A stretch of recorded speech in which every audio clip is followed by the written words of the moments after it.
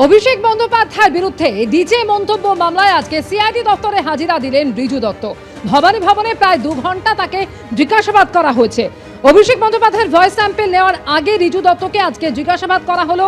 এর আগে 4 মে ফল ঘোষণার পর সোশ্যাল মিডিয়ায় রিজু দত্ত একটি চাঞ্চল্যকর ভিডিও পোস্ট করেছিলেন, যার পরিপ্রেক্ষিতে আজ তাকে ডেকে পাঠানো হয় এবং জিজ্ঞাসাবাদ করা হয়। এই সম্পর্কে আরো জানবো পার্থপ্রতিম ঘোষ আমাদের সঙ্গে টেলিফোনে রয়েছেন। পার্থ, প্রায় 2 ঘন্টা ভবানী ভবনে রিজু দত্তকে জিজ্ঞাসাবাদ করা হলো, কি হলো এই জিজ্ঞাসাবাদ পর্বে? দেখো, অভিষেক বন্দ্যোপাধ্যায়ের বিরুদ্ধে যে ডিজে মন্তব্য অভিষেক বন্দ্যোপাধ্যায় করেছেন তার পরিপ্রেক্ষিতে তুমি জানো মামলা হয়েছে। এমনকি অভিষেক বন্দ্যোপাধ্যায় ভয়েস স্যাম্পল কালেকশনের জন্য আবেদনও হয়েছে এবং আগামী 8 তারিখ সকাল 10টায় অভিষেক বন্দ্যোপাধ্যায়কে ভয়েস স্যাম্পলের পরবর্তী যে তারিখ বিধাননগর মহকুমা আদালত তরফ থেকে সেটাও দেওয়া হয়েছে। এবং এই যে মামলা, এই মামলায় অভিষেক বন্দ্যোপাধ্যায়কে জিজ্ঞাসাবাদ করার পর আজকে রিজু দত্তকে জিজ্ঞাসাবাদ করলেন সিআইডির গোয়েন্দারা। প্রায় 2 ঘন্টা জিজ্ঞাসাবাদ করা হলো এবং তার যে বক্তব্য সেই বক্তব্য পুরোটাই ভিডিও রেকর্ডিং করা হয়। এবং এক্ষেত্রে কেন রিজু দত্তকে জিজ্ঞাসাবাদ করা হলো? রিজু দত্ত যেভাবে সূত্রের খবর সেটা হচ্ছে যে গত 4 তারিখ ফল ঘোষণার পর তিনি একটি সোশ্যাল মিডিয়ায় ভিডিও পোস্ট করেন এবং সেই ভিডিও যে বক্তব্য রেখেছিলেন তো চাঞ্চল্যকর বক্তব্য এবং সেখানে উল্লেখ করেছিলেন যে একেবারে লিস্ট তৈরি করা রয়েছে, যেটা হচ্ছে ব্লক স্তরে অঞ্চল স্তরে সেই লিস্ট চলে গেছে, যেটা হচ্ছে যে তৃণমূল সরকার ক্ষমতায় আসলে তাহলে হচ্ছে প্রায় বিজেপি কর্মীরা খুন হয়ে যেতেও প্রায় এরকম সংখ্যা পর্যন্ত বলে দিচ্ছে। এরকম লিস্টে প্রায় 300-এর ওপর বিজেপি কর্মীকে কিন্তু খুন হতে হতো, বহু বিজেপি কর্মীদেরকে ঘর ছাড়া হতে হতো। এই বক্তব্য তিনি করেছিলেন। এরপর তুমি জানো যে অভিষেক বন্দ্যোপাধ্যায়ের বিরুদ্ধে যিনি অভিযোগ করেছিলেন সেই ব্যক্তি হচ্ছে ভবানী ভবনে যান এবং গিয়ে গোটা বিষয় রিজু দত্ত সম্পর্কিত বিষয় এই যে বক্তব্য তিনি মনে করেন যে তার যে অভিযোগ ছিল সেটা হচ্ছে বিরোধীদেরকে হুমকি দিয়েছিলেন এই ডিজে মন্তব্যে অভিষেক বন্দ্যোপাধ্যায়। এবং তিনি মনে করেন যে রিজু দত্তকেও জিজ্ঞাসাবাদ করার প্রয়োজন রয়েছে, কারণ রিজু দত্তের বক্তব্য থেকে তার যে করা অভিযোগ সেটা অনেকটাই কিন্তু স্পষ্ট হচ্ছে। এবং এরপর আমরা দেখলাম রিজু দত্তকে তলব করে সিআইডির গোয়েন্দারা এবং এই যে ডিজে মামলা যেটা অভিষেক বন্দ্যোপাধ্যায়ের বিরুদ্ধে এফআইআর হয়েছে সেই ডিজে মন্তব্যের পরিপ্রেক্ষিতে তাতেই কিন্তু রিজু দত্তকে আজকে প্রায় 2 ঘন্টা জিজ্ঞাসাবাদ করেন এই ডিজে মামলা তদন্তকারী অফিসারেরা। অমৃতা, একেবারে সঙ্গে থাকো পার্থ। ডিজে মন্তব্য মামলায় অভিষেক বন্দ্যোপাধ্যায়ের বিরুদ্ধে এফআইআর হয়েছে, তার কণ্ঠস্বরের নমুনা পরীক্ষার জন্য তাকে ডেকে পাঠানো হয়েছে। আর তার আগে এবার রিজু দত্তকে ডেকে আজকে সিআইডি দপ্তরে জিজ্ঞাসাবাদ করা হলো প্রায় 2 ঘন্টা। আজকে জিজ্ঞাসাবাদ শেষে বেরিয়ে এসে রিজু দত্ত কি বললেন শোনাবো। প্রথমে ধন্যবাদ জানাই তৃণমূল কংগ্রেসকে সিআইডি ভবনের ভেতরটা দেখানোর জন্য। আমরা তো কোনোদিন পুলিশের মানে সিআইডি অফিস বা থানার ভেতর দেখিনি, তো তৃণমূল কংগ্রেসের জন্য সেটাও দর্শন হলো। ওনারা অত্যন্ত ভদ্রতার সাথেই যা জিজ্ঞেস করেছেন, যেভাবে কোঅপারেট করতে বলেছেন আমি কোঅপারেট করেছি। বাকি তদন্তের সাথে চলবে। ওনারা যদি আমাকে আবারও ডাকেন আমি অবশ্যই এসে কোঅপারেট করবো। কোঅপারেট না করার তো কিছু নেই। আর এখানে তো কোনো লুকোচুরির ব্যাপার নেই। যিনি মূল অভিযুক্ত স্বয়ং অভিষেক বন্দ্যোপাধ্যায়, তিনি যা বক্তব্য রেখেছেন সেটা তো জনসমক্ষেই রেখেছে, তো লুকিয়ে চুরিয়ে তো কোনো ব্যাপার নেই। তো এখন উনি লুকোচুরি খেলা খেলছেন কোর্ট আর সিআইডির সাথে। আমি তো দেখছি অভিষেকবাবু বারংবার আদালতে যাচ্ছেন যে তিনি কণ্ঠস্বরের নমুনা দেবেন না বা দিতে চাইছেন না। এই কারণ কেন দেবেন না বা কেন দিতে চাইছেন না সেটা তো আমি বুঝতে পারছি না। তার কারণ হচ্ছে যা উনি বলেছেন এটা তো ওপেন পাবলিক মঞ্চ থেকে বলেছেন, আপনাদের চ্যানেল দেখিয়েছে, তৃণমূলের সোশ্যাল মিডিয়া হ্যান্ডেল থেকে বেরিয়েছে।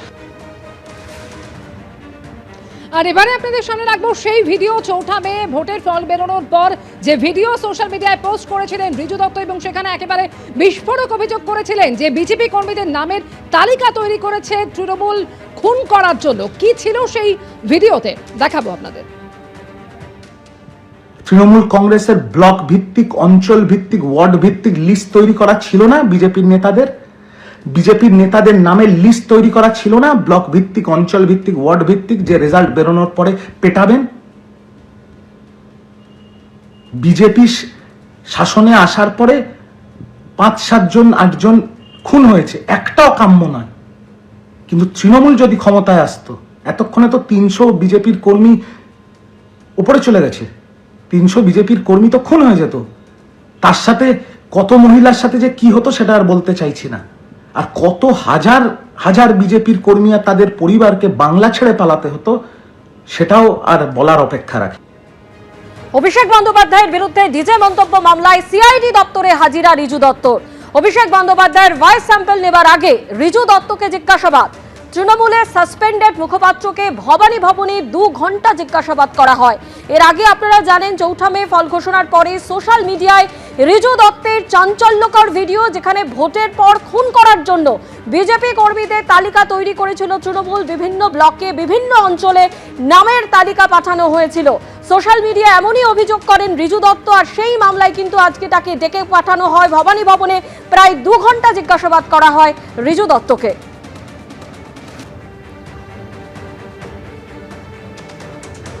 এর আগে গত 14ই এপ্রিল এই ডিজে প্রসঙ্গেই অভিষেক বন্দ্যোপাধ্যায় হুমকি দিয়ে কি বলেছিলেন শুনুন।